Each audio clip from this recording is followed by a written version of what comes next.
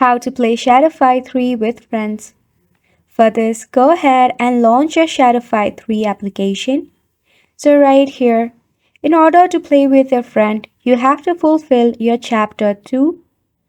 Once you have completed chapter 1 and reached the level 2, you will be unlocking the duel option.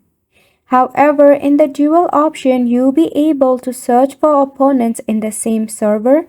However, it is not guaranteed that you and your friend will be playing on the same server and you'll be able to play it with their friends. So yes, Shadowfy 3 do not have the dual function to play with your friend. However, from the recent update, after you have reached level 3 in your Shadowfy 3, you'll be able to refer a link to your friend and you can actually play it with your friend through the referral link.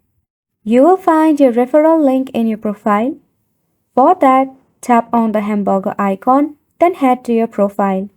Right here at the bottom next to your ID, you will also find your referral link to share it with your friends.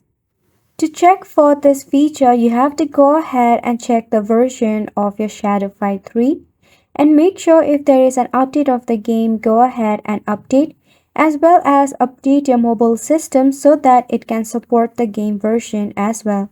And that's pretty much it for the video as well. Thank you so much for tuning in.